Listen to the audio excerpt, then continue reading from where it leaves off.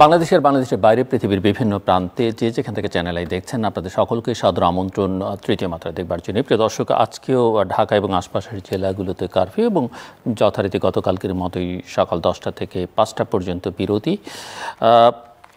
Broadband internet চালু করে দেবার ঘোষণা দেওয়া হচ্ছিল আগের দিনই, কিন্তু সেটা খুব একটা কার্যকর হয়নি। আশা করা যাচ্ছে যখন আমরা কথা বলছি সেই সময় অনেকেই অন্তত সরকারের ঘোষণা অনুযায়ী সেটা পুরোপুরি চালু হবে। সারা দেশে হতাহতের ঘটনা যেগুলো আগে ঘটেছে সেটা খানিকটা স্থিমিত, তবে আহতদের মধ্যে কেউ কোথাও গত 2-3 দিনে যেগুলো খবর পাওয়া গেছে কেউ ইতিমধ্যেই মৃত্যুবরণ করেছেন। তবে এখনও অনেক আহত রোগী বিভিন্ন হসপিটালে আছেন, তাদের মধ্যে কারো চোখ নেই, কারো হাত নেই, কারো পা নেই। সরকারের দিক থেকে স্বরাষ্ট্রমন্ত্রী বলেছেন যে তারা কঠোর হবেন অপরাধীদের খুঁজে বের করবার ক্ষেত্রে, এবং আন্দোলনকারীরা আবারও তাদের 48 ঘন্টার যে আলটিমেটাম দিয়েছে সেটা আজকে শেষ হবে, এবং তারা এই 4 দফা দাবি যদি এর মধ্যে পূরণ না হয় তারা বলেছে তারা 8 দফা দাবিতে আবার আন্দোলন করবেন। এই হচ্ছে সর্বশেষ পরিস্থিতি। এই পরিস্থিতি নিয়ে আলোচনার জন্য আমার সঙ্গে স্টুডিওতে রয়েছেন আমার বায় বসা আছেন abnews24.com-এর প্রধান সম্পাদক সুভাষ সিংহ রায়, এবং আমার ডানে রয়েছেন ঢাকা বিশ্ববিদ্যালয়ের সমাজবিজ্ঞান বিভাগের অধ্যাপক ডক্টর আমানুল্লাহ ফেরদৌস। স্বাগত আপনাদের দুজনকে তৃতীয় মাত্রায়। মিস্টার সুভাষ সিংহ রায়, আমি আপনাদের দুজনের কাছ থেকে এবং প্রফেসর আমানুল্লাহ ফেরদৌস, গত কয়েকদিনে যা ঘটলো, আমরা যদি বলি 5ই জুন থেকে কিংবা তারপরে ছাত্রদের আন্দোলনের চূড়ান্ত পর্যায় থেকে আজকে পর্যন্ত যা ঘটল সেই সম্পর্কে আপনাদের মতামত কি, বা আপনারা পুরো পরিস্থিতিটাকে কীভাবে বিশ্লেষণ করতে চান? 5 মিনিট করে আমি প্রথমে আপনাদের কাছ থেকে শুনি, পরে আমি প্রশ্নের মধ্যে প্রবেশ করতে চাই। ধন্যবাদ জিল্লুর রহমান। আপনার আজকের গৌরচন্দ্রিকাটা বেশ সংক্ষিপ্ত হয়েছে, এবং আপনার গৌরচন্দ্রিকা একটা সুবিধা হয় কি, আলোচনার কিছু তথ্য পাওয়া যায়। আমরা আলো এবং চনা এই দুটো যদি এক করতে পারি তাহলে অনেক বিস্তৃত করা যায়। আমানুল্লাহ ফেরদৌস তিনি সমাজবিজ্ঞানের শিক্ষক, আমি তাকে দেখলেই বলি মাস্টারমশাই। তা তিনি যখন আলোচনায় আসেন সমাজবিজ্ঞানের শিক্ষক, তিনি অনেক গভীরে বিশ্লেষণ করতে পারেন, সমাজবিজ্ঞানী হিসেবে বিশ্লেষণ করতে পারবেন। আমাদের বিশ্লেষণটা খুব জরুরি। এই প্রায় যে কথাটি আমি আপনার টেবিলে বলেছি, আবারও বলছি, যে ভ্রান্তিবিলাস সাজে না দুর্বিপাকে, সুধীন্দ্রনাথ দত্তের কবিতার লাইন। আমার অনেক কিছু ভ্রান্তিবিলাসে আমরা ভুগছি, আমরা বুঝতে চাই না। আপনি আলোচনার সূত্রপাত করেছেন আমাকে দিয়েই। সাধারণত আমরা দেখেছি, আমরা যখন আমানুল্লাহ ফেরদৌস আমরা যখন স্কুলে পড়ি তখন আমরা ক্রিকেটের বেশ ভক্ত ছিলাম। আমরা কেউ ক্রিকেট খেলেছি, আমি তো ভালোভাবেই খেলতাম, ক্রিকেটের অনুরাগী ছিলাম। তা সেই সময়কে ভারতের টিমে 2জন ওপেনিং ব্যাটসম্যান ছিল, একজন হচ্ছে সুনীল গাভাস্কার আর হচ্ছে চেতন চৌহান। অনেকে চেতন চৌহানের নামটা ভুলে গেছেন। তিনি সবসময় ওপেনিংটা তারে দিয়ে করা হতো, মানে প্রথম বলটা সে ফেস করত। এবং আমি হয়তো আজকে চেতন চৌহান, উনি সুনীল গাভাস্কার। চেতন চৌহানকে বলা হলো ডানভাস 90, মানে তিনি এতবার ভারতকে ক্রিকেটকে ওপরে নিয়ে গেছেন, কিন্তু তিনি কখনো 96, 97, 98 উপরে উঠতে পারেননি। তিনি সেঞ্চুরি একটাও করেননি। আমি এই জন্য বলছি, আমি একটু মাস্টারমশাইয়ের কাছে জানতে চাই যে এই যে বৈষম্য বিরোধী ছাত্র আন্দোলন কিংবা কোটা বিরোধী আন্দোলন, যেভাবেই আমরা ডেকে থাকি না কেন, এটা আসলের রহস্যটা কোথায়? কেন এত বিস্তৃত হলো? কেন ছাত্রদের সমর্থন লাভ করলো? কেন ভুল বুঝাবুঝি হলো? সেই প্রশ্ন তো আসলে পরে আমি আপনাকেই করতে চাইছিলাম। আমি আগেই করে ফেললাম। আপনাকে কি করতে চাইছিলাম? নিজেই প্রশ্ন করলাম। আমি মাস্টারমশাই আছেন এখানে, নিশ্চয়ই তার কাছে ব্যাখ্যা আমি দাবি করবো। কেননা 2018 সালে মাননীয় প্রধানমন্ত্রী তিনি এই কোটা পদ্ধতি নিয়ে জটিলতা হওয়ার কারণে, ছাত্রদের আন্দোলন চূড়ান্ত পর্যায়ে যাওয়ার কারণে তিনি এটা পরিপত্র জারি করালেন এবং বললেন কোনো কোটা পদ্ধতি নাই। তা কোটা তো ছিল না। জুন মাসের 5 তারিখে উচ্চ আদালতের মানে হাইকোর্ট ডিভিশনের একটি বেঞ্চ, সেই বেঞ্চ বলল, মামলা একটা আপিলের পরিপ্রেক্ষিতে মুক্তিযোদ্ধার সন্তানরা আবেদন করলেন, কয়েকজন বললেন যে ওই পরিপত্রটি সঠিক নয়। যদিও এখন আইন বিশ্লেষকরা, সরকারি বিরোধী যেটাই হোক না কেন, সবাই কিন্তু বলছে যে এইটা উচ্চ আদালতের কোনো অংশই করতে পারে না, কেননা এটা পলিসি ম্যাটার, এটা সরকারের নীতিগত সিদ্ধান্ত। এই সিদ্ধান্তকে হাইকোর্ট নির্দেশ দিতে পারে না। যাক, তার সাথে সাথে সরকারের পক্ষ থেকে আপিল করা হলো এবং ওটা স্থগিত হয়ে গেল। তার মানে কি, কোটা কখনোই ছিল না 2018 পর থেকে আজকের দিন পর্যন্ত ছিল না, কখনোই কোটা ছিল না। তাহলে এই সংঘর্ষ, হত্যা, এই যে ভয়াবহ বাংলাদেশ আমরা দেখলাম, মানে ব্যাপারটা কি এরকম হতে পারে যে তারা মনে করেছে যখন আদালত হাইকোর্ট যেটাকে বাতিল করলো সরকারের পরিপত্রকে, তারা হয়তো মানে এরকম মনে করেছে কিনা যে সরকার নিজে করছে না, আদালতের ঘাড়ে বন্দুক রেখে এটা আসলে আবার পরিবর্তন করতে চাই, একটা কিছু করতে চাইছে, সেরকম মনে করছে। মানে আস্থার একটা সংকট তৈরি হয়েছে কিনা, বা এরকম তাদের কাছে মনে হয়েছে কিনা যে নির্বাহী বিভাগ আসলে বিচার বিভাগকে ব্যবহার করে কিছু কিছু কাজ করে ও কোনো অতীত অভিজ্ঞতার আলোকে।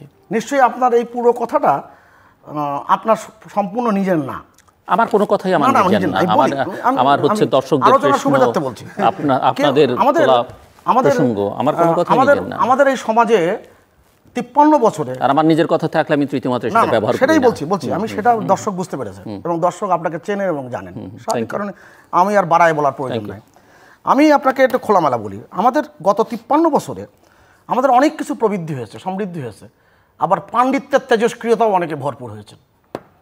খারাপ তো না। এবং এই পাণ্ডিত্যের তেজস্ক্রিয়তার কারণে অনেক কিছু ঝলসে যায় আবার। এবং যেই ছেলেদেরকে আমরা বলছি কোমলমতি ছাত্রছাত্রী, এই বয়সে তো আমি আমানুল্লাহ ফেরদৌস ছিলাম, আমাদেরকে কেউ কোমলমতি বলেনি। আমরা যখন 90-এর ছাত্র গণঅভ্যুত্থান, ওরা নিজেরা তো ওদেরকে কোমলমতি বলে না, আমি তা বলছি না, আপনি বুঝার চেষ্টা করেন, আপনি বুঝবার চেষ্টা করেন। আমি বলছি কোমলমতি বলছে যারা রাষ্ট্রের একটা গুরুত্বপূর্ণ অংশ নিয়ে তারা কথা বলছেন।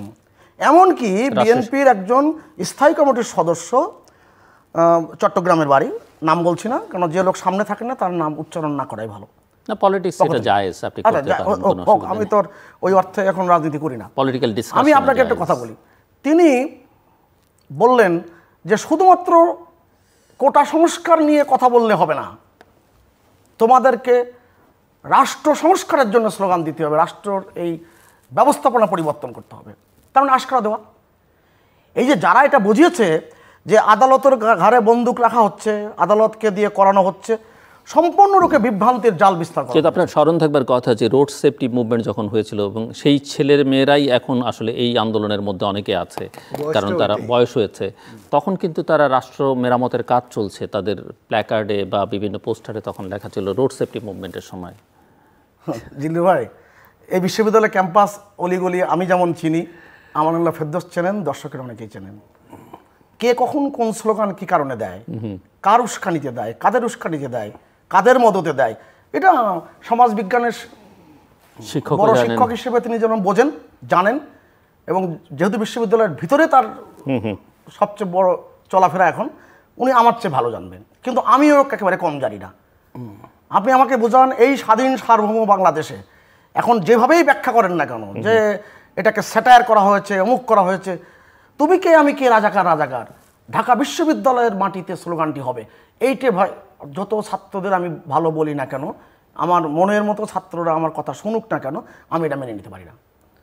এবার মানবার কথা না, নিশ্চয়ই আমানুল্লাহ ফেরদৌসের মানবার কথা না। যদি স্লোগানটা এই জায়গায় হয়, হয়তো বাংলাদেশে কেউই মানবে না, কিন্তু তারপরে আমি পরে আবার লাইন ছিল প্রতিটা স্লোগানে। ভাই আমি বললাম না, আলো এবং চনা এই দুটো যদি একত্রিত করতে পারি তাহলে আমরা অনেক আলোচনাটা সমৃদ্ধ করতে পারবো। আমি খুব খোলামেলা বলি। সো আপনি একটু শেষ করে, আমি শেষ করছি। আমি আপনাকে একটা খোলামেলা বলি, 17 তারিখে, এই মাসেরই 17 তারিখে, মাত্র কদিন আগে মাননীয় প্রধানমন্ত্রী জাতির উদ্দেশ্যে ভাষণ দিয়ে বললেন, ছাত্ররা নিরাশ হবে না, তারা উচ্চ আদালতের কাছ থেকে তারা ন্যায় বিচার পাবেন।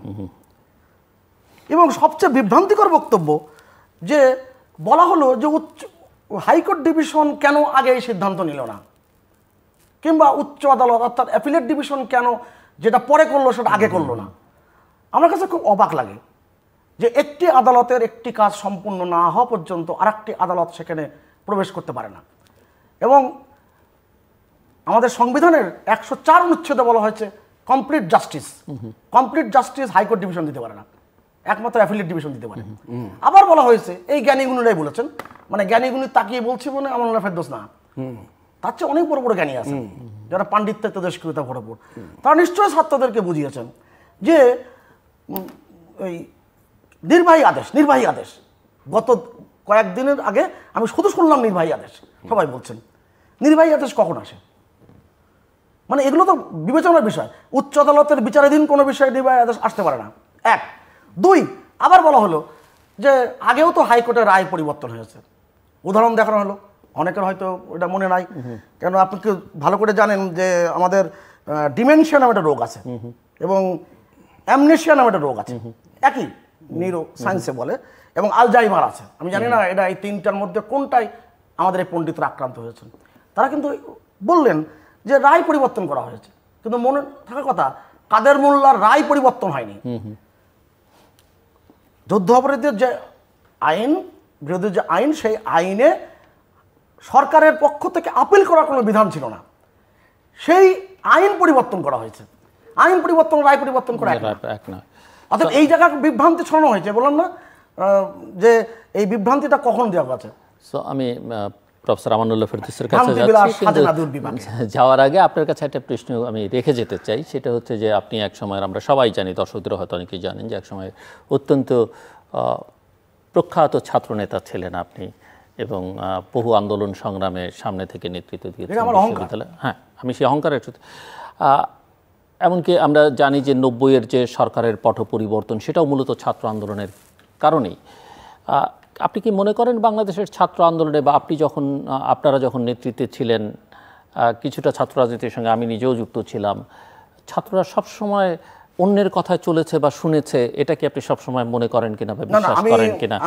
প্রশ্নটা থাকলো, আমি পরে আমি সামান্য একটু কথা বলে রাখি। আমি কিন্তু বললাম আলো এবং চনা, এই দুটো আমি এক করে আজকে দেখতে চাই। যে কোনো সমাজতত্ত্ববিদ আছেন এখানে, সামনেই আলোচনাগুলো, এটাই কি আপনার উত্তর? না, আমি আমার প্রশ্ন, না না, আপনার কাছে আমার প্রশ্ন থাকলো যে আপনি বলবেন যে সবসময় আপনারা কি অন্য কেউ আপনাদেরকে গাইড করেছে কিনা, অন্যের প্ররোচনায় প্ররোচিত হয়েছেন কিনা, না নিজেরাও সক্রিয় এবং স্বাধীনভাবে সিদ্ধান্ত নিয়েছেন? এটা আমার প্রশ্ন থাকলো। আমি কখনোই বিশ্বাস করি না ঢাকা বিশ্ববিদ্যালয়ের ছাত্রছাত্রীরা, কোনো দেশের ছাত্রছাত্রীরা তারা ধ্বংসাত্মক কোনো কার্যক্রম করতে পারে, এটা হতে পারে না। অর্থাৎ সেই জায়গা থেকে আমার প্রফেসর আমানুল্লাহ ফেরদৌস, আমি প্রথমেই আমার সহ আলোচনাটা ভালো হবে যেহেতু সুভাষ আছেন এখানে, এবং আমি প্রথমেই যেটা বলতে চাই যে যারা এই আন্দোলনে মারা গেছেন বা শহীদ হয়েছেন তাদের আত্মার মাগফিরাত কামনা করছি, এবং তাদের যে পরিবারে সুখ সন্তত যে সমস্ত পরিবার, কারণ যার যায় সেই জানে, তাদের সাথে সহমর্মিতা প্রকাশ করছি। তারপরে আমি এই দু একটা বিষয় বলি যে ট্র্যাডিশনালি সিকিউরিটির যে কনসার্ন ছিল, রাষ্ট্রের যে সিকিউরিটির কনসার্ন ছিল, সেটা ছিল state security and global security. State সিকিউরিটিটা যদি খুব ভালোভাবে মানা যায়, রাষ্ট্রের নিরাপত্তা যদি ভালোভাবে তৈরি করা যায়, তাহলে গ্লোবাল সিকিউরিটিটা খুব ভালো এনশিওর হয় আর রাষ্ট্র ভালোভাবে পরিচালিত হয়। 1994-এ ওই ওয়াহিদুল হক সাহেব যখন হিউম্যান ডেভেলপমেন্ট ইন্ডেক্সের কনসেপ্টটা নিয়ে আসলেন, এটা জাতিসংঘ অ্যাকসেপ্ট করলো। জাতিসংঘ অ্যাকসেপ্ট করার পরে জাতিসংঘ তখন নতুন একটা কনসেপ্ট ওনারই তৈরি করা, সেটা হলো হিউম্যান সিকিউরিটি। তাহলে হিউম্যান সিকিউরিটি যদি এনশিওর না হয়, 3 নম্বর সিকিউরিটি আসলো। তাহলে human security, state security, global security. So যদি তোমার স্টেট সিকিউরিটি এনশিওর করতে হয়, you have to ensure your human security. If you want to ensure the global security, তাহলে you have to ensure your human security. তো human সিকিউরিটিটাকে number 1 প্রায়োরিটিতে নিয়ে আসছেন। এবং 94-এর পরে পৃথিবীতে যে কয়টা দেশ ফেইল্ড স্টেট হয়ে গেছে, ব্যর্থ রাষ্ট্রের মতো অবস্থা, রিসোর্স অনেক বেশি ছিল কিন্তু তাদের অবস্থা খুবই খারাপ এখন, তারা হিউম্যান রিসোর্সের দিকে, হিউম্যান সিকিউরিটির দিকে পাত্তা দেয় নাই। এবং আমাদের পার্শ্ববর্তী দেশগুলোর কথা যদি বলি, আজকে মিয়ানমারের কথা বলি, তারাও কিন্তু হিউম্যান সিকিউরিটির দিকে যায় না। তাহলে হিউম্যান সিকিউরিটি বিষয়টা কি? হিউম্যান সিকিউরিটির বিষয় হলো মানুষের দারিদ্রতা মুক্ত করা, পভার্টি। অ্যাড্রেস করা, ইলিটারেসি অ্যাড্রেস করা, আনএমপ্লয়মেন্ট অ্যাড্রেস করা, ফ্রিডম অফ স্পিচ এক্সপ্রেশন মানুষের অধিকারকে নিশ্চিত অ্যাড্রেস করা। করা। মানুষের অধিকারকে অ্যাড্রেস করলে এই মানুষগুলো যখন শান্ত থাকবে, শান্তিতে থাকবে, তখন এই মানুষগুলা রাষ্ট্রের ভিতরে এক ধরনের নিরাপত্তা এনশিওর করবে এবং স্টেট সিকিউরিটি এনশিওর হবে। এখন রাষ্ট্র যদি বিলিয়ন বিলিয়ন ডলার খরচ করে যদি আর্মস কিনে, আর যদি হিউম্যান সিকিউরিটি না থাকে, ওই বিলিয়ন বিলিয়ন ডলারের আর্মস কোনো কাজে লাগবে না। আফ্রিকার থেকে আমি 10টা রাষ্ট্রের উদাহরণ দিতে পারবো, আমার আশেপাশের 4-5টা রাষ্ট্রের উদাহরণ দিতে পারবো যেখানে এটা সম্ভব না। এখন গ্লোবাল সিকিউরিটিতে বলতেছে, গ্লোবাল সিকিউরিটিতে আপনারা জানেন যে 6-7টা কম্পোনেন্ট আছে। এইগুলাই যে বলে যে ইকোনমিক সিকিউরিটিটা, হেলথ সিকিউরিটি, আপনার এই যে পার্সোনাল সিকিউরিটি, কমিউনিটি সিকিউরিটি, এগুলো এনশিওর করলে গ্লোবাল সিকিউরিটি বলে। এগুলো এনশিওর করলে গ্লোবাল সিকিউরিটিটা এনশিওর হবে। এখন আপনি আমাকে বলেন, গত 52 বছর, আমি শুধু আওয়ামী লীগের দোষ দিচ্ছি না, বা বিএনপিকে দোষ দিচ্ছে না, বা যারা ক্ষমতায় ছিল তাদেরকে দোষ দিচ্ছে না, এই গত 52 বছরে আপনি এই হিউম্যান সিকিউরিটির কোন কোন জায়গাতে আপনি কীভাবে কতটুকু অ্যাড্রেস করছেন, এটা কি ইকুইটেবল এবং জাস্ট একটা সোসাইটি আমি কি বানাতে পারছি কিনা। আমার 140-50টা সোশ্যাল সেফটি নেট প্রোগ্রাম আছে। আমার ক্ষমতার ভিত্তিতে, আমার যতটুকু ক্ষমতা আছে তার ভিত্তিতে আমি একটু মানুষকে দেওয়ার চেষ্টা করতেছি। কিন্তু আমি মানুষকে 500-1000 টাকা, 600-700 টাকা ভাতা দিচ্ছি। এই 500-600-700 টাকার ভাতায় আমি নাম দিছি এটা সোশ্যাল সেফটি নেট প্রোগ্রাম। এখন এইখান থেকে সে তার কতটুকু পভার্টি এলিভেশন হচ্ছে, অথবা রাষ্ট্রের ভিতরে যে শ্রেণীগুলা তৈরি হয়েছে, সেই শ্রেণীগুলাতে মানুষ যখন দেখতেছে তার চোখের সামনে সর্বোচ্চ আসীনে বসে একজন বলতেছেন আমার বাড়ির দারোয়ান নিয়ে গেছে 400 কোটি টাকা, আমি হইলে তো বলতাম না, এটাকে অন্যভাবে ম্যানেজ করতাম। তখন মানুষের মনের ভিতরে এক ধরনের কষ্ট ডেভেলপ করছে যে বাড়ির পিয়ন হেলিকপ্টারে চলে এবং 400 কোটি টাকা নিয়ে যায়। বেনজিরের মতো লোক, একজন আমলা, সে একজন আমলা হয়ে সে এইরকম কাণ্ড ঘটাইছে। তারপরে আর কে জানি মতিউর, একটার পর একটা তো বের হওয়া শুরু হয়েছিল।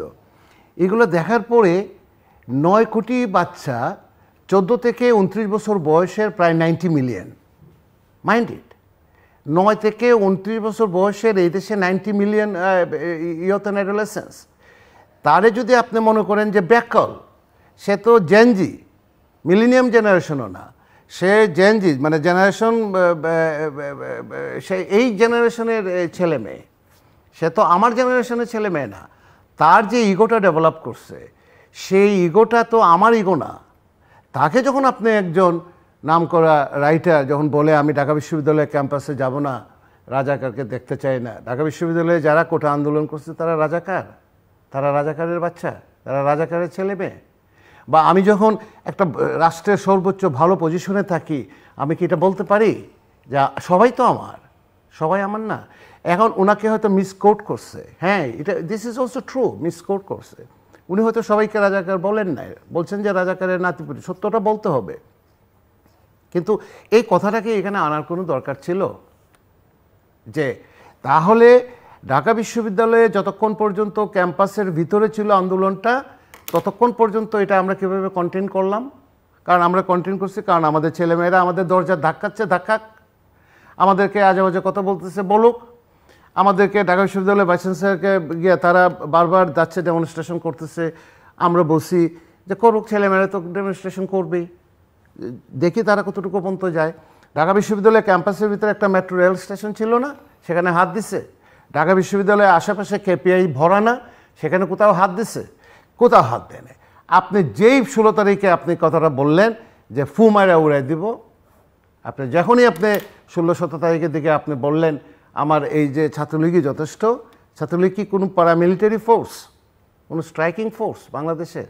যে সংগঠনের নেতৃত্বে এদেশে অন্ততপক্ষে 5 থেকে 6টা আন্দোলন হয়েছে, সাকসেসফুল আন্দোলন, যার অবদানের জন্য আজকের বাংলাদেশের আজকের যে এই অবস্থা, তাকে আপনি স্ট্রাইকিং ফোর্স বানাইছেন। ইভেন বাংলাদেশের এবং আপনি স্ট্রাইকিং ফোর্স বানায়, আপনি 9 কোটি বাচ্চাকে আপনি এই যে ব্লেম করে, এটাকে বলা হয় স্টিগমা। আপনি কি একটা ব্লেমিংয়ের করতে চাচ্ছেন?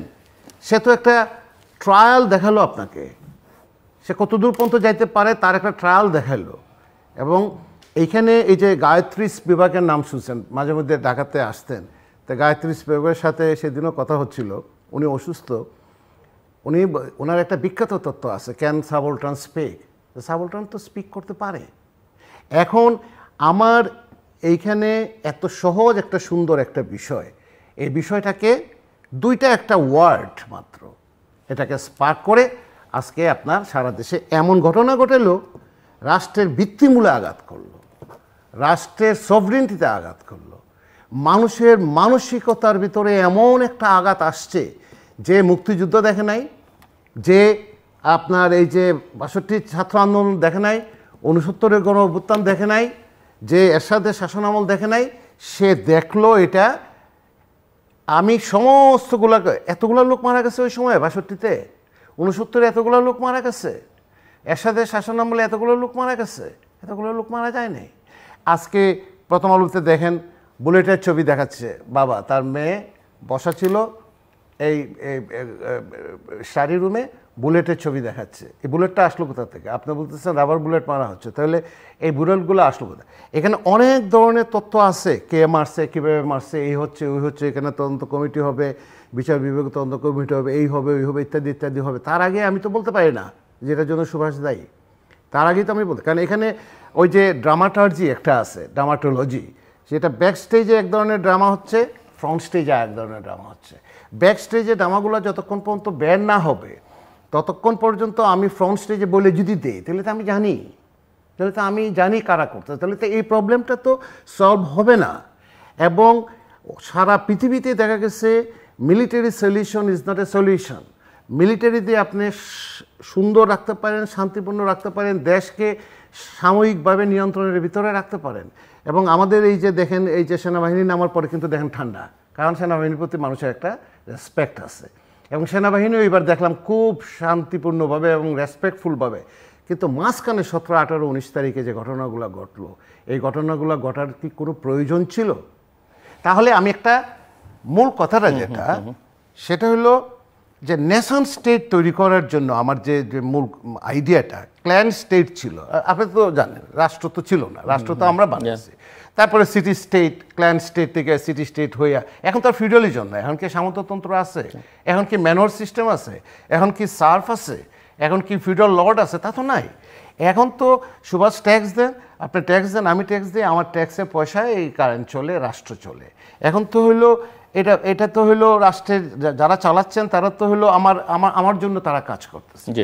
এই জায়গাটাতে মানসিক যে লসটা হয়েছে, মানুষ মারা গেছেন, তারপরে আপনার এই যে ক্ষতিগ্রস্ত হয়েছে, এটা তো সাংঘাতিক ব্যাপার। যে ক্ষতিগুলো হয়েছে এটা তো ধরেন এটা আনঅ্যাকসেপ্টেবল ব্যাপার।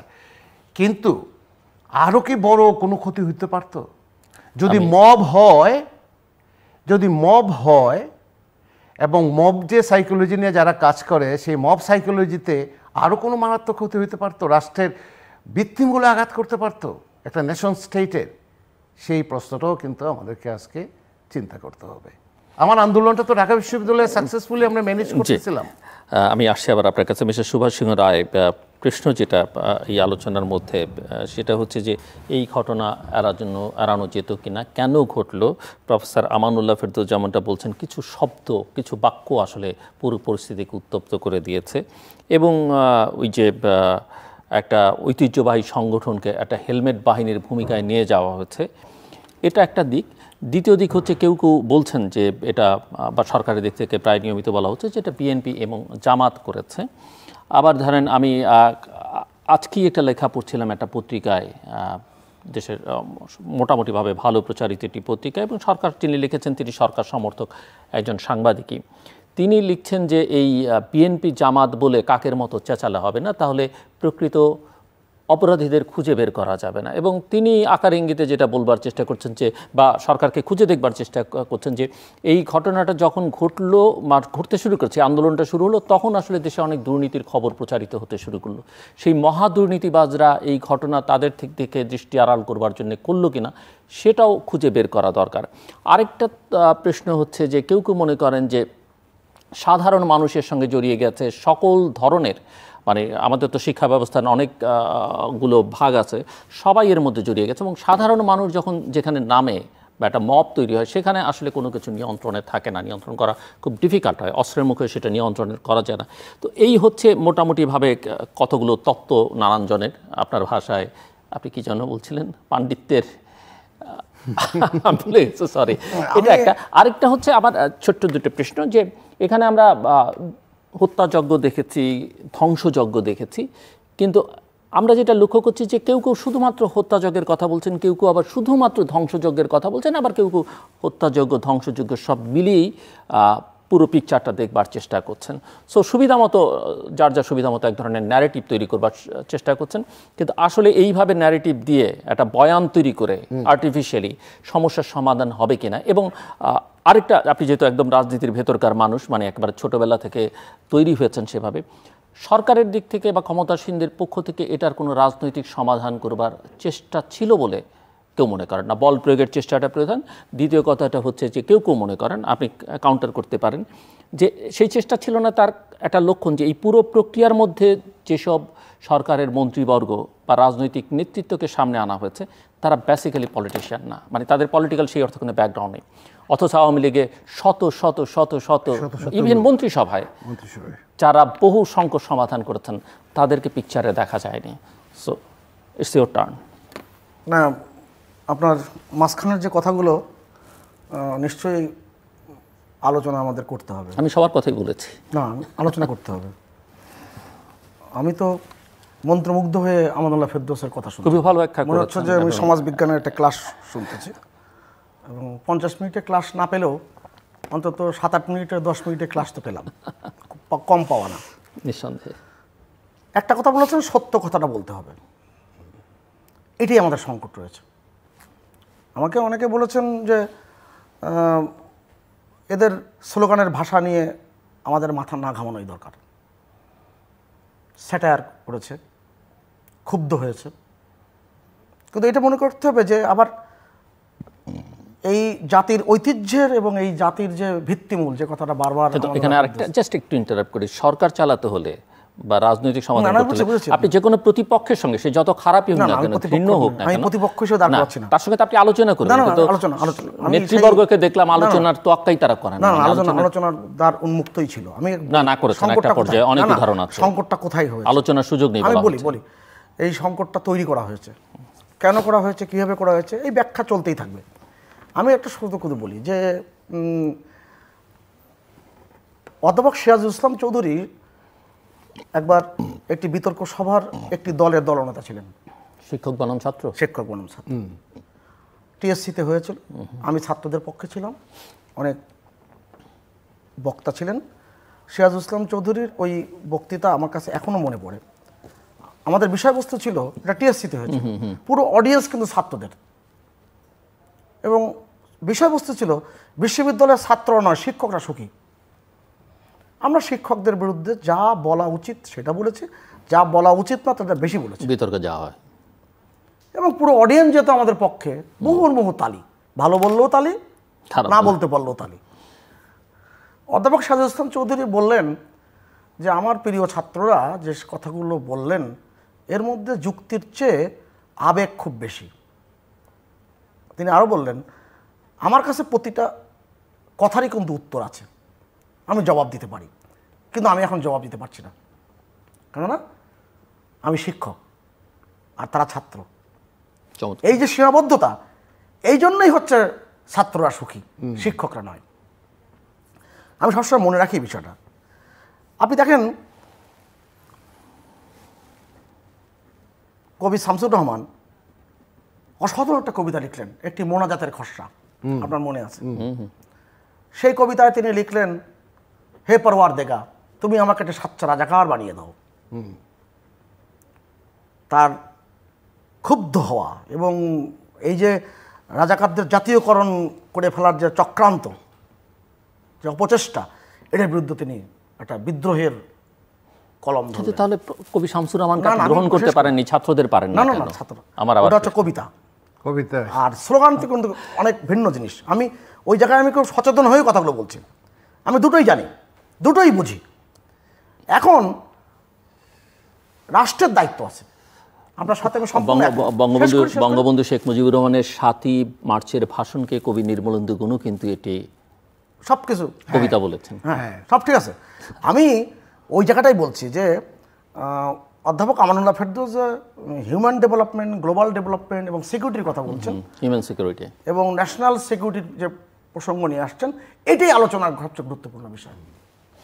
তা আমার এই সিকিউরিটিগুলো কি ডেভেলপমেন্টের জায়গায় আসেনি? আমরা এসেছি বলেই তো আমার মানব উন্নয়ন সূচকে আমার উন্নতি ঘটেছে। আরও দরকার ছিল, এই সেটাই আলোচনা করা উচিত। আলোচনা তো ওই জায়গায় আসবে যে আমরা কতটুকু পারতাম, কতটুকু করেছি।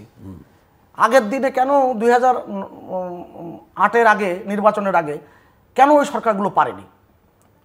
ওখানে কি কি ব্যর্থতা ছিল? শেখ হাসিনার নেতৃত্বে সরকার কতটুকু সফল হয়েছে? এই আলোচনাটা তো সমাজতত্ত্ববিদরা, রাজনীতি বিজ্ঞানের শিক্ষকরা, ছাত্ররা, গবেষকরা করবেন। কিন্তু আমার আলোচনাটা অন্য জায়গায়। এই যে এতগুলো প্রাণ যে ঝরে গেল, আমাদের আসলে সর্বনাশ হয়ে গেছে। তারাপদ রায়ের কবিতার মতন বলি, আমাদের সর্বনাশ হয়ে গেছে। আমাদের যে সর্বনাশ হয়েছে এটা আমরা এই মুহূর্তে বুঝছি কিনা?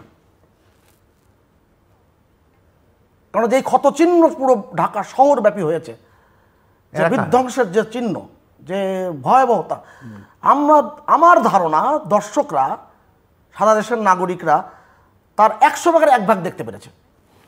আমি এগ্রি করি, কিন্তু মানুষের হৃদয়ে যে ক্ষতচিহ্ন আছে সেটাও আমি বলছি, সেটা বলবো তো আমি বলার মানে আমি তো আমার যার পক্ষে আমার অবস্থান থাকুক না কেন, আমার তো বিশ্লেষণ সঠিকভাবে করতে হবে। আর মাস্টারমশাইয়ের সাথে বসেছে, ওইভাবেই তো বলতে হবে। আপনি যখনই এই দাবি দাওয়াগুলোর ব্যাপারে মাননীয় প্রধানমন্ত্রী স্পষ্ট বলল, আবার 2বার উচ্চারণ করছি, 17 তারিখে তিনি বললেন ছাত্ররা নিরাশ হবে না, তারা কিন্তু ন্যায় বিচার পাবে। তাই তো ন্যায় বিচার পেয়েছে। এরপরে আপনি আমাকে বোঝান যে দফার পরে দফার যে জায়গাটা চলছে, অবশ্যই আন্দোলন এখানে শেষ হয়ে যায়নি, আন্দোলন এখানে শেষ হয়নি, কিন্তু আজকে যে অবস্থা চারিদিকে দেখছেন, আমার বুকে কি ব্যথা লাগছে না? কিন্তু বিচার কি হবে না হবে সেটা তো কেউ জানবার কথা না। সেটা কিভাবে মানুষ উনি আশা করেছেন ন্যায় বিচার পাবেন, উনি আশা করেছেন। আমি একটা জিনিস খেয়াল করে দেখেন যে সেখানে ব্যত্যয় কিছু ঘটেনি। আবার সে পুরনো প্রথম বাক্যে ফিরে আসি, কোটা তো ছিল না, কোটা নাই, তাহলে 187টা প্রাণ, 200টা প্রাণ কেন ঝরল? এটা আওয়ামী লীগকে ভাবতে হবে। আমি এখন আওয়ামী লীগের কথাই বলি, তাদের ভাবতে হবে, তাদের ভাষা ছাত্ররা বুঝতে পারলো না কেন? বুঝতে পারলো না, রাইট, ল্যাঙ্গুয়েজটা বুঝতে। 2, ছাত্ররা কেন আওয়ামী লীগের ভাষায় যদি বলি এতটা অবুঝ কেন হলো? আপনি দেখেন যতক্ষণ পর্যন্ত শিক্ষকদের এই চৌহদ্দির মধ্যে ছিল, ততক্ষণ পর্যন্ত আইন শৃঙ্খলা রক্ষাকারী বাহিনী সর্বান্তকরণে সমর্থন করেছে, সাহায্য করেছে পুরোটাই। তারা শাহবাগের মোড় থেকে একেবারে শেরাটন পর্যন্ত গিয়েছে, আবার সেখান থেকে ফিরে এসেছে। আপনি এখানে তো এই ব্যত্যয় দেখিনি। না, শিক্ষকরা কিন্তু সাকসেসফুল, ব্যত্যয় দেখিনি। এটা দল মধ্যে নির্বিশেষে। বাট ছাত্রদের শিক্ষকদের বিরুদ্ধে অভিযোগ আছে, অনেক অভিযোগ। আমার সময় আমার শিক্ষকদের বিরুদ্ধে আমি অভিযোগ করেছি না, করেছি। এখন বুঝি যে আমাদের সব অভিযোগ করা ঠিক হয়নি। হ্যাঁ, অতএব জীবনের একটা ধাপে এক একটা মানুষের এক একটা উপলব্ধির জায়গা আসে। আপনি আমাকে বলেন, আবু সাইদ রংপুরের যে ছেলেটি, নিরস্ত একটা ছেলে, হত্যাকাণ্ডের শিকার হলো, হ্যাঁ, সেই হত্যাকাণ্ড পুরো স্পার্ক করলো, এই যে স্পার্কের জায়গাটা তৈরি হলো এবং এটাকে উস্কে দিল ঘটনাটা, এর তো আমি মনে করি যে এর মধ্যে একটা গভীর ষড়যন্ত্র রয়েছে, থাকতে পারে। কিন্তু আজকে পর্যন্ত আবু সাইদকে যে গুলি ছুড়ল সবাই দেখলো, সারা পৃথিবী দেখলো, সে ক্লোজ হয়েছে। এখন ক্লোজ হওয়া তো না, বিচারের প্রক্রিয়া আছে, এটাকে মার্শাল্লাহ গভর্নমেন্ট না, কিন্তু খেয়াল রাখা দরকার। আমরা কিন্তু খুব তড়িৎ কিছু যাচ্ছি এবং খুব তড়িৎ চাই বলে অনেক কিছু কিন্তু আমরা কিন্তু মিস করছি, এবং যে কারণে কিন্তু সংকটের জায়গা তৈরি হচ্ছে। এবং এই যে আশিস নন্দী নামে বিখ্যাত সমাজতত্ত্ববিদ আছেন, দিল্লির বাঙালি, তিনি তার এক বইতে উল্লেখ করেছিলেন যে সাইকোঅ্যানালিটিক্যাল পলিটিক্যাল সাইকোলজি। তা আমাদের তো এই যে পলিটিক্যাল সাইকোলজিতে অনেকগুলো বিষয় যুক্ত আছে। আপনি আমাকে বোঝান, বিএনপির মহাসচিব তিনি এতবার সংবাদ সম্মেলনে আসলেন, এতবার সাংবাদিকদের করেন, আপনি কি এই যে হত্যাকাণ্ড, এই যে ভয়াবহ নিষ্ঠুরতম হত্যাকাণ্ডগুলো, এই হত্যাকাণ্ডের বিচারের ব্যাপারে তিনি কি কোনো প্রকার কোনো বক্তব্য উপস্থাপন করেছেন? তিনি শুধুমাত্র সরকারের বিরুদ্ধচারণ করেছেন, সরকারকে দোষারোপ করেছেন। আজকে বলছেন, আজকে তো দিন তো পার হয়ে গেল। তার মানে কি আমার মাস্টারমশাই কিন্তু স্বীকার করলেন যে প্রকৃত অর্থে এটাই আসলে মাস্টারমশাই। তিনি কোন দলের সমর্থন করেন, কোন দলকে অপছন্দ করেন সেটা কিন্তু বিষয় না, তিনি বললেন যে হ্যাঁ আজকে বলেছেন। তার মানে কি এই এতদিনের ঘটনায় তার প্রতিক্রিয়াটা কিন্তু আসেনি। আর সংকটের জায়গা তখনই তৈরি হয় যখন আগের ইতিহাস থাকে, খুব ভয়ঙ্কর ইতিহাস। 2013 থেকে 2015 ভয়ঙ্কর ঘটনা, জ্বালিয়ে পুড়িয়ে ধ্বংস করা, সেই ব্যাপারে চূড়ান্তভাবে আমরা কিন্তু দেখলাম এইবারের এই 16 তারিখের পর থেকে বিভৎসতা, উন্মাদনা, রাষ্ট্র ধ্বংস করার যে প্রক্রিয়া দেখলাম, কোনোভাবে এটা মেনে নেওয়া যায় না। এবং কারা করেছে এটা কি জিলুর ভাই, আমাদের রাজনীতিবিদরা যারা বিরোধী দলে আছেন তারা জানেন না কারা করেছেন, বোঝেন না? সরকারও তো জানার কথা, সরকারের না, ইনস্ট্রুমেন্ট। আপনি সরকারের পক্ষ, সরকারটাই বলছেন, সরকারের উত্তরটা আমলা ফেরদৌস দিক। আস্তে আস্তে হয়তো আমি আপনার বুঝি বিরোধী দলের নেতারা সব জানেন না কারা করেছেন, বলেননি। ওই যে বিরোধী দলের নেতারা বলেননি শুধু রাষ্ট্র এই কোটা সংস্কার কথা বললেই হবে না, ওই স্লোগান দিলে হবে না, তোমাদেরকে এই সরকারের বিরুদ্ধে স্লোগান দিতে হবে না, সেটা হয়েছে। তার মানে কি এই যে আপনি এই যে এর সঙ্গে জড়িয়ে দিলেন, আমি আপনাকে বলেছি না, আপনি যেই পত্রিকায় দীর্ঘদিন কাজ করেছেন, ওই পত্রিকার একটা সাপ্তাহিক পত্রিকা আছে জনপ্রিয়, সাপ্তাহিক খবরের কাগজ। আমি দ্বিতীয় বর্ষ, প্রথম বর্ষ, এই 2টি বছরে আমি টানা অনেক লেখা ছিল। হ্যাঁ, আমি ওই লেখায় উল্লেখ করেছিলাম এক জায়গায়, ক্যাম্পাসে যা কিছু ঘটে দ্বন্দ্ব বাহিরে, ছাত্র মহড়া হয় ক্যাম্পাসে, আমি এখনো বিশ্বাস করি, আমি দেখেছি। ছাত্র অবস্থায় লিখছেন। আজকে এই যে পরিস্থিতি, আমি চিন্তা করি তখন তো প্রথম বর্ষের আমার তখন বয়স কত ঢাকা বিশ্ববিদ্যালয়, আমি সেই ছেলের উপলব্ধিতে এসেছে। আমার বক্তব্য, যতই আমরা কোমলমতি বলছি না কেন, আমাদের এই যে সন্তানেরা, কারণ আমার সন্তানের বয়সী 18 বছর প্লাস, এই সন্তানের বয়সী, তারা কখনোই এইরকম আবেগ উচ্ছ্বাস আর প্রকাশ করতে পারে না। তারা এখন বলতে পারে না আমি এর পদত্যাগ চাই, তার পদত্যাগ চাই, ওই মন্ত্রীর পদত্যাগ চাই, নানান রকম। আজকে বলছে চার মন্ত্রীর কথা বলছে আজকে, এই যে দফা দফা বেড়ে যাওয়া, তার মানে কি তাদের এখন বলা উচিত ছিল আমাদের অনেক ক্ষোভ আছে, যন্ত্রণা আছে, আমাদের দাবি দাওয়া আছে, শেষ হয়ে যাচ্ছে না। কিন্তু আমাদের এই আন্দোলন, আমরা যেটা কমপ্লিট শাটডাউন ঘোষণা করেছিলাম, এটা এখানেই ইতি হলো, আমরা স্থগিত করলাম, আমরা চূড়ান্ত আন্দোলনের সময় আসলে আমরা আন্দোলনটি করব। এবং কারা এই হত্যাকাণ্ড করেছে তাদেরও কিন্তু অনেক বলবার কিছু আছে। আপনি চিন্তা করেন, একজন সাংবাদিক তিনি যাচ্ছেন নিউজ 24-এ টক শোতে, রাত বেশি হয়েছে, ফ্লাইওভারে যখন উঠেছেন, মহাকবলী ফ্লাইওভারে, হঠাৎ করে তার গাড়ি চারিদিক দিয়ে আটকা দেওয়া হয়েছে।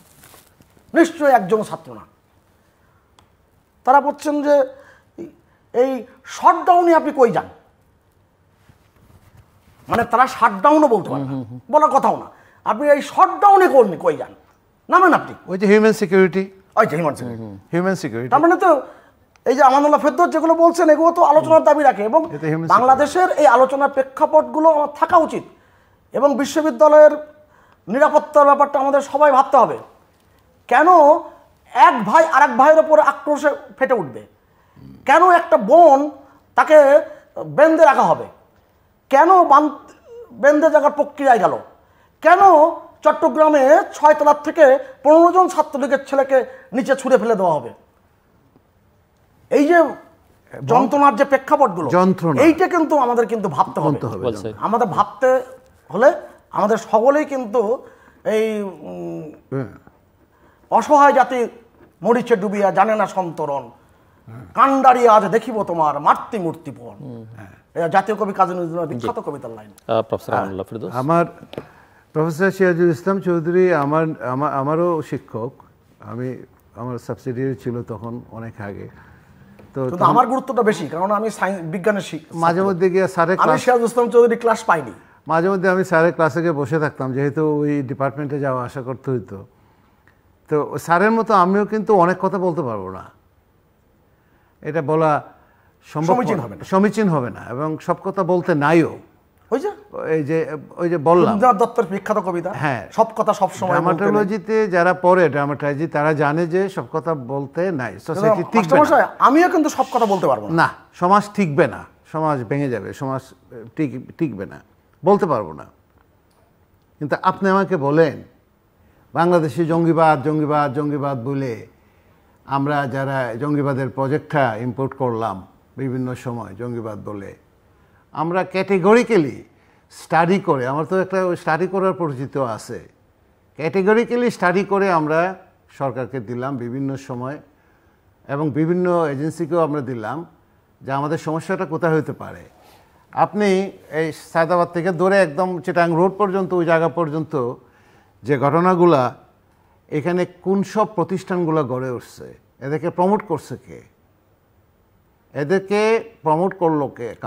আপনি বলার আগে কিন্তু বলে দিয়েছেন আপনি সব কথা সরাসরি বলতে পারবেন না। আমি বলতে পারবো না, কারণ এক কথা বললে আমি প্যাসিভ ভয়েসে বলতে পারবো, কারণ এই কথাটা বললে একবার কিন্তু রাষ্ট্রবিরোধী আখ্যা পাইছি এবং কোনো ক্রমে বাইচা বেরিয়েছি, আবার ধরলে কী হবে জানি না। কারা এটা প্রমোট করলো? বসিলা থেকে ধরে মোহাম্মদপুরের এই পুরা এই অঞ্চলটাতে যে 250-300 শিক্ষা প্রতিষ্ঠান হইলো, আমি নামও বলতেছি না ভয়ের কারণে, শিক্ষা প্রতিষ্ঠান হইলো, সেই শিক্ষা প্রতিষ্ঠানগুলোকে কারা প্রমোট করলো? না, এটা তো পার্টির লিডার বলে দিয়েছে। তারপরে এই সমস্ত জায়গাতে যে সমস্ত যারা হয়েছে, যারা এই যে দৌড় দিয়ে আসে মেন রোডে ভিতরে চলে যায়, এরা কারা? এটা সরকার, এটাও ভাবতে হবে যে এদেরকে কারা ঢাকা শহরে নিয়ে আসে। Total intelligence failure, total intelligence failure. এটা কারণটা কি? কারণটা হলো এটা এক ধরনের কমপ্লেসেন্ট হয়ে গেছে, মানে আমার কিছু হবে না, এটা তো taken for granted. It's not taken for granted. এই যে ঘটনাগুলো তারা দেখলো এবং এখানে কারা ঘটাইলো ঘটনাটা, এটা খুব কঠিন প্রশ্ন। এখন ফট করে যদি আমি বলে দিই যেটা বলা হচ্ছে বয়ান তৈরি করা হচ্ছে, ডিসকোর্স তৈরি করা হচ্ছে, নেগেটিভ তৈরি করা হচ্ছে, রাষ্ট্র এগুলো করে, নেগেটিভ তৈরি করে, এজেন্সিগুলো এই সমস্ত নেগেটিভ তৈরি করে, জনগণও বুঝে কোনটা রাইট কোনটা রং। আমি চট করে যদি বলে দিই যে এরা জড়িত, তাহলে তো আমার আর কোনো ইনভেস্টিগেশনেরও দরকার নাই। আমার মূল জায়গাটার ভিতরে দেশের মানুষ কিন্তু সবচেয়ে বড় বিচারক, মূল জায়গাটাতে সব দেখেছে। হ্যাঁ, মূল জায়গাটাতে হাত দিতে হবে। যে বিএনপি অনেকটাই ছন্ন ছাড়া অবস্থায় গত নির্বাচনের পরে, তারা এত শক্তি অর্জন করে তারা এসে এইরকম এটার ভিতরে। আচ্ছা, আমার স্যার আমি আপনাকে মার্জনা করবেন, থামাই। এই যে গত দুদিন আগের থেকে আবুধাবিতে 10টি জায়গায় যেই ভাষায় যেই আক্রমণটা হলো এবং যেভাবে দেশদ্রোহী যে কর্মকাণ্ড দেশের বাইরে করা হয়েছে, কত পার্সেন্ট বলা যাবে এখানে? কারা কত পার্সেন্ট বলা যাবে? এটা কারা না, কত পার্সেন্ট? ঢাকা শহরে রিক্সাওয়ালারা কোন দল করে এটা বলা যায়, উবার চালকরা কোন দল করে, ড্রাইভাররা কোন দল করে এটা বলা যায়। তার মানে একটা পলিটিক্যাল পার্টিকে আমি একদম রিক্সাওয়ালা, ড্রাইভার, উবার চালক বানায় ফেলেছি। এটা কিন্তু আমার মাথার ভিতরে রাখতে হবে, তার ক্ষোভের জায়গাটা দেখতে হবে। আর কারা ঘটাইলো যে 3-4টা জায়গাতে, এটা নিয়ে কিন্তু আলোচনা এবং গবেষণা করতে হবে।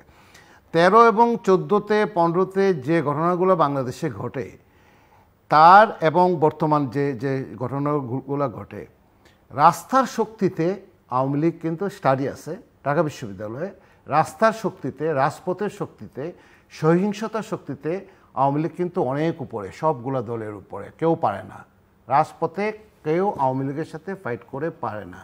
এটা কিন্তু স্টাডি আছে, আন্তর্জাতিক স্টাডি আছে, এখন নামও বলতে পারি, পলিটিক্যাল সায়েন্স ডিপার্টমেন্টে ঢাকা বিশ্ববিদ্যালয়ে আছে। এবং সে ক্যাটেগরিক্যালি গত 30-40 বছরে ডাটা দিয়ে একদম দেখেছে কত পার্সেন্ট ডাটার সাথে কারা জড়িত। মানে আপনি অধ্যাপক রৌনক জাহানের?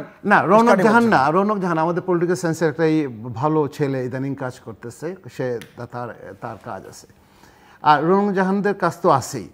তো এইরকম একটা জায়গাতে আপনি দেখেন 15, 16, 17, 18, 19, 20, 21 কোনো আওয়ামী লীগ কোথাও নাই, কোনো এমপি কোথাও নাই, কোনো ওয়ার্ড কাউন্সিলর কোথাও নাই, কোনো ধরনের আওয়ামী লীগ যে একটা অর্গানাইজড ফোর্স এই দেশের জন্য কোথাও নাই। তার মানেটা কি? একটা টোটাল অ্যানোমিক সিচুয়েশন তৈরি হয়ে যায়। অ্যানোমিটা হইল, ডুরখেইম বলছেন অ্যানোমি, ডুরখেইম বলছে যে রাষ্ট্রীয় জীবনে যদি অ্যানোমিটা তৈরি হয় এটা কিন্তু ডেঞ্জারাস কাণ্ড হয়ে দাঁড়াইতে পারে। অ্যানোমি মানে বাংলায় নৈরাজ্যজনক অবস্থা। মানুষ আত্মহত্যা করে অ্যানোমির কারণে, আত্মহত্যার একটা প্রধান কারণ হলো অ্যানোমি। মানে কি, আমি কি চাই সমাজের কাছ থেকে সেটা আমি জানি না, সমাজ আমার কাছ থেকে কি চায় সেটাও আমি জানি না। এরকম যখন একটা মেন্টাল স্টেট তৈরি হয়, এটাকে বলা হয় নৈরাজ্যজনক অবস্থা, মেন্টাল স্টেট, তখন সে সুইসাইড করে ফেলায়। এটা হলো ব্যক্তি জীবনে। আর রাষ্ট্রীয় জীবনে যদি অ্যানোমি তৈরি হয় যে আমি কি চাই, আমি কোন ধরনের সমাজ চাই, রাষ্ট্রটা কোন ধরনের হবে, আমি রাষ্ট্রের কাছ থেকে কি চাই, রাষ্ট্র আমার কাছ থেকে কি চাই, সেটা যদি তৈরি হয়, ওই রকম যদি একটা সিচুয়েশন হয়, রাষ্ট্র নিয়ে টান দেবে।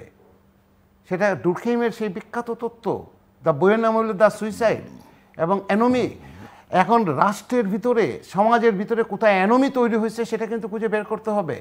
সেই অ্যানোমিটাই কিন্তু কথাটা বলতেছিলাম আমরা যে হিউম্যান সিকিউরিটির জায়গাতে। একটা উদাহরণ হিসেবে বলি, আমাদের ছেলেরা যে এই যে কোটা নিয়ে যে আন্দোলন করলো, গত 10টা BCS এর সমস্ত ডাটা নিয়ে আমরা একটা অ্যানালিসিস করে দেখছি কত পার্সেন্ট কোটা পায়, মুক্তিযুদ্ধ কোটা কত পার্সেন্ট পাইছে, মহিলা কোটা কত পার্সেন্ট পেয়েছে, আদিবাসী কোটা কত পার্সেন্ট, অনেক কোটার পদ খালি ছিল। 4000-এর মতো BCS নেই। আমি প্রায় 3 লক্ষের মতো গ্র্যাজুয়েট বের করি বাংলাদেশ থেকে, 3 লক্ষের কাছাকাছি। এই 4000-এর পরে বাকি 3 লক্ষ, 25 থেকে 30,000 ইনফর্মাল সেক্টরে যায়, কর্পোরেট কালচারটা যায়। বাকিদের কি অবস্থা? এবং অনেক শূন্য পদ, বাকিরা কি অবস্থা? বাকিরা যদি রাস্তায় নামে তাহলে বাকিরা যে রাস্তায় নামে নাই সেটা তো বলা যাবে না।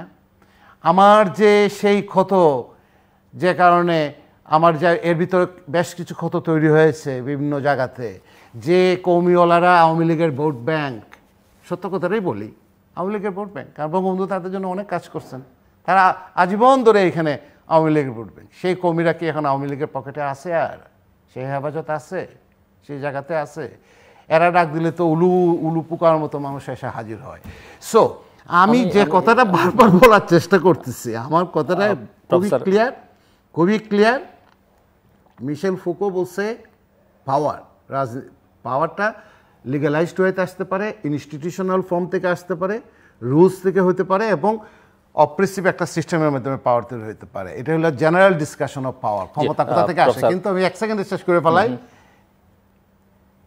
একটা পাওয়ার আছে যে পাওয়ারটা মানুষ দেখে না, সেটা মানুষে তৈরি হয়, ফোর্স থেকে তৈরি হয়। মানুষের ভিতরে ফোর্স রিলেশন, একজন মানুষ একজন মানুষের ভিতরে সম্পর্ক তৈরি করে একটা ফোর্স রিলেশন তৈরি করে যে কোনো কাণ্ড ঘটাই দিতে পারে। ধন্যবাদ। বাট আমরা একেবারে শেষের দিকে, প্রশ্নটা মূলত মিস্টার সুভাষ সিংহ রায় কিন্তু জন্য, এবং আপনার কাছেও আমি প্রশ্নের এক লাইনে একটা উত্তর নিয়ে যেতে চাই। আপনি বলেছেন এবং আপনিও বলেছেন, দুজনেই বলেছেন যে সব কথা বলতে নেই, সব কথা সবসময় বলতে নেই। আমিও সব কথা বলছি না, বাট আমি একটা জাস্ট ধরেন ডিসকোর্সের জন্য একটা প্রসঙ্গ উত্থাপন করতে চাই। আমরা ধরে নেই যে এই আন্দোলনে আপনি যেমনটা বলছিলেন যে ওই বঞ্চিতরা আছে, সাধারণভাবে ছাত্রছাত্রীরা যারা ভবিষ্যৎ তারা আছে, আমি আছি, ছিন্নমূল মানুষ আছে, জামাত শিবির আছে, বিএনপি আছে, বামপন্থীরা আছে, সবাই আছে আমি ধরে নিলাম। এবং এই মুভমেন্টে আমরা দেখেছি ছাত্রলীগও ছিল শুরুতে, এবং ছাত্রলীগের অনেকে আবার ছাত্রলীগকে পদত্যাগ করতে দিলাম। কিন্তু আমি জাস্ট এটা আলোচনার জন্যে, এই যে ঘটনাবলী যা ঘটলো তার মধ্যে কি ছাত্রলীগ আওয়ামী লীগ, বিশেষ করে আওয়ামী লীগ ছিল কি, আওয়ামী লীগের কোনো অংশ ছিল কি না? কেননা 2024-এর 7ই জানুয়ারি নির্বাচনে আওয়ামী লীগের ভেতরে যে অভ্যন্তরীণ নানা কনস্টিটিউয়েন্সিতে বিরোধ তৈরি হয়েছে, সেই বিরোধকে কেন্দ্র করে কোথাও, কারণ প্রচুর আওয়ামী লীগ অফিস সারা দেশে পোড়ানো হয়েছে এবং প্রচুর আওয়ামী লীগের নেতার সম্পদ, তাদের নানান অ্যাসেট নষ্ট করা হচ্ছে, সেখানে তারাও ছিল কিনা এই যে দলীয় অভ্যন্তরীণ দলীয় কোন দলের সুযোগ নেবার জন্য, সেটাও আমি একটু আপনারা কি মনে করেন জানতে চাইবো। আপনি এক লাইনে উত্তর দিবেন, তারপরে বাকিটা তার জন্য। আমার কাছে মনে হয় আজকে নিউজ পেপারগুলো অ্যানালিসিস করার পরে মনে হয় যে ছিল। ওকে, ফাইন, থ্যাংক ইউ। চিটাগাংয়ের যে ঘটনাটা আসছে যে 5 লক্ষ টাকা দিয়ে তাকে, শুধু চিটাগাংয়ে না, দক্ষিণবঙ্গ সহ বিভিন্ন জায়গায়, এবং এটাই আইরনি অফ ফেট, আওয়ামী লীগের যাদেরকে এইভাবে পুষে এইভাবে কি করে। ধন্যবাদ। আবার হাতে আর সময় নেই, বাকি সময় যেটুকু আছে মিস্টার সুভাষ সিংহ রায় আপনার জন্য, বাট সময় 3-4 মিনিট। আমার সময়ের দিকে আমি খেয়াল তো রাখতে হবে আমাকে। আমি খুব স্পষ্ট করে বলি, কোনোভাবে বলার সুযোগ নাই যে এটা 1 দিন 2 দিনে এই ঘটনা ঘটিয়েছে, রাইট। এবং এমনও হতে পারে নির্বাচনের আগে এই ষড়যন্ত্রের কালো মাকড়সার জাল বিস্তৃত হয়েছিল, তখন তারা করতে পারেনি। নির্বাচনের পরেও চেষ্টা করা হয়েছিল, করতে পারেনি। এবার তারা এই ছাত্রদেরকে সামনে রেখে এটি নির্দোষ, এটি ন্যায্যতার মানে বিএনপি আন্দোলনের এই সামনে ভর করে তারা এই ধ্বংসাত্মক কর্মকাণ্ডটি করেছে। বিএনপি জামাত বাংলাদেশের মানুষ জানে, আমি একটা বললাম, আমানুল্লাহ ফেরদৌস একটা বললো, মানুষ সেটা বিশ্বাস করলে সেটা নয়। বাংলাদেশ মানুষ জানে তৃতীয় ফোর্স আসতে পারে, না, না, সেটা- সেটা- আওয়ামী লীগও জয়েন আমি আপনাকে একটা খুব খোলামেলা বলি, আপনি যেভাবেই বলেন না কেন, এই যে রাষ্ট্রের ভিত্তিমূলে আঘাত করা, যে ভয়াবহ চক্রান্ত, দেশি এবং বিদেশি যে প্রকল্প, সেই প্রকল্প বাস্তবায়নের ভয়াবহ চক্রান্ত আমরা দেখেছি। অতএব এই ভয়াবহ চক্রান্তে আপনি যদি আবার মিলান 2013 থেকে 2015 কোন পত্রিকার কোন দিকে লেখা হয়েছে অমুক ওয়ার্ড যুবলীগের একজন সদস্য ধরা পড়েছে, মামলা হয়েছে, ওখানে হয়েছে, এটার সাথে মেলাতে গেলে কিন্তু গোলমাল অবস্থা তৈরি হবে, মিলবে না।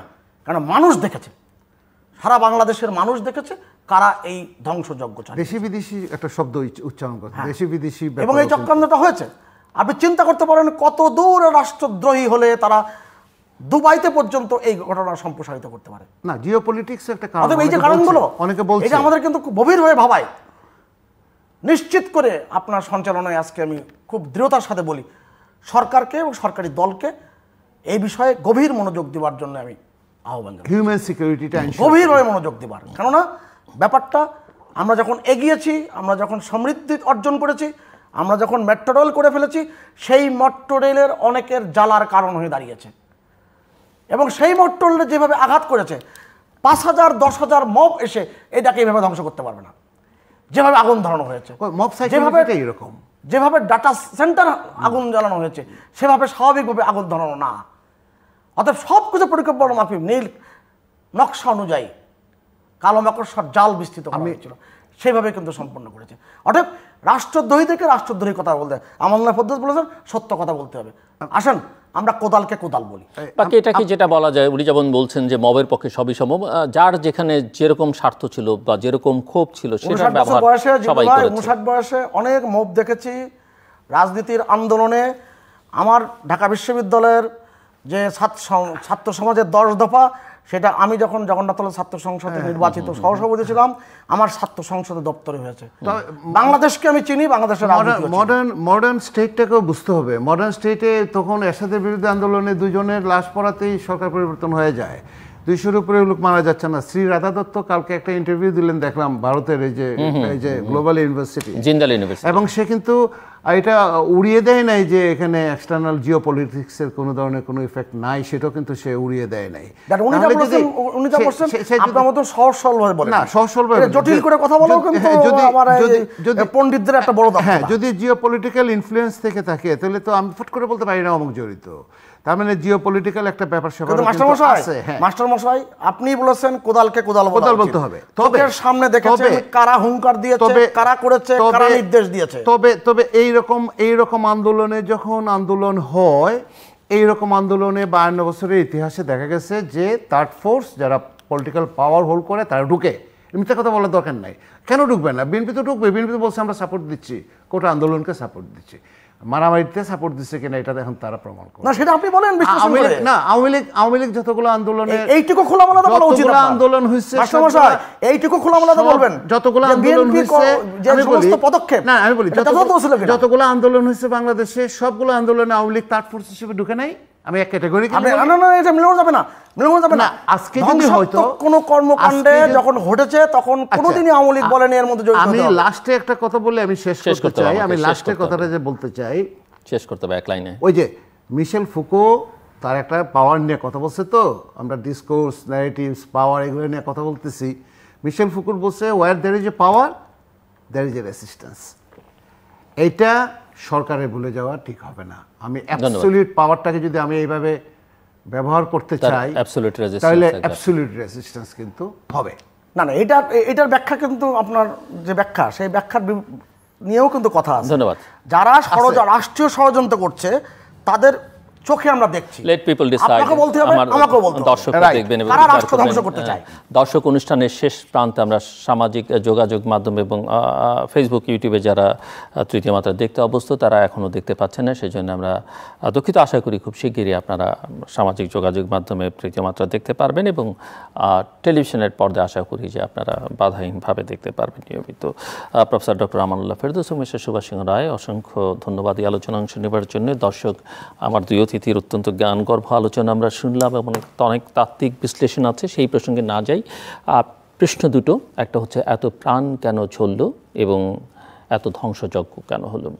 এর সুষ্ঠু তদন্ত হওয়া দরকার, সুষ্ঠু বিচার হওয়া দরকার। বিচার বিভাগের তদন্ত কমিটি হয়েছে, যদিও বাংলাদেশের ইতিহাস বলে যে আসলে তদন্ত কমিটি কি করে শেষ পর্যন্ত জনগণ সেটা জানতে পারে না। আমরা সেটা চাই এবং একটা নির্মোহ নিরপেক্ষ তদন্ত হোক। বরং আমরা নিজেরা কথাবার্তা একটু কম বলি যে কে করেছে কে করেনি, এমনকি আইনশৃঙ্খলা রক্ষাকারী বাহিনীর সদস্যরাও যেন এই বিষয়ে একটু কম কথা বলেন, বরং প্রকৃত দোষীদের খুঁজে বের করা সেটা দেশের স্বার্থে জরুরি, সেটা আমাদের রাজনীতির স্বার্থে জরুরি। এমনকি আমি যদি আরও চূড়ান্ত বিচারে বলতে চাই, সরকার এবং ক্ষমতাসীনদের জন্য জরুরি প্রকৃত তথ্য জানা, তথ্যপাত্র জানা। এবং তথ্যপাত্রের যে সংকট আছে সেটা কিন্তু সহজেই অনুমেয়, কেননা আমরা গতকালকে দেখলাম ঢাকার বিভিন্ন থানার ওসিদের বদলি করা হয়েছে এবং বলা হয়েছে যে তারা যথেষ্ট পরিমাণে তথ্যপাত্র সংগ্রহ করতে ব্যর্থ হয়েছে। কাজে এখানে একটা, এবং আমার একজন অতিথি বলছিলেন যে ইন্টেলিজেন্সেরও ব্যর্থতা আছে, সেটা একটা বড় প্রশ্ন। এবং একথা ঠিক যে যা কিছু আমরা দেখলাম সেটা আসলে আমাদের রাজনৈতিক ইতিহাসে আমরা দেখিনি, অল্প কয়েকদিনের মধ্যে যেটা দেখলাম। কিন্তু সংকটের আরও অনেকগুলো জায়গা আছে যে নানান গ্লোবাল সিকিউরিটি, স্টেটের সিকিউরিটি, হিউম্যান সিকিউরিটি, এই আলোচনাগুলো আছে। এবং হিউম্যান সিকিউরিটির যে জায়গায় যে নানা সংকট আছে সেগুলোতে বাংলাদেশের অগ্রগতি অর্জন হয়নি সে কথা বলা যাবে না, তবে আরও হওয়া দরকার, কারণ জনসংখ্যা অনেক বেশি এবং তরুণদের সংখ্যা অনেক বেশি, শিক্ষিত বেকারের সংখ্যা অনেক বেশি। এই জায়গাগুলো অ্যাড্রেস না করলে এরকম সংকট মাঝে মধ্যে নানা কারণে মাথা চাড়া দিয়ে উঠতে পারে। কাজে এখানে অনেক বেশি, যেটা আমরা সবসময় বলি যে আমরা ইনফ্রাস্ট্রাকচার অনেক বেশি মনোযোগ দিচ্ছি, আমরা হার্ডওয়্যারে মনোযোগ দিচ্ছি, সফটওয়্যারে আমাদের মনোযোগটা কম। আমাদের আসলে অনেক বেশি মনোযোগ দেওয়া দরকার শিক্ষায়, স্বাস্থ্যে এবং কর্মসংস্থানে। আমাদের সঙ্গে থাকবার জন্য অসংখ্য ধন্যবাদ, আপনাদের সবার জন্য শুভকামনা।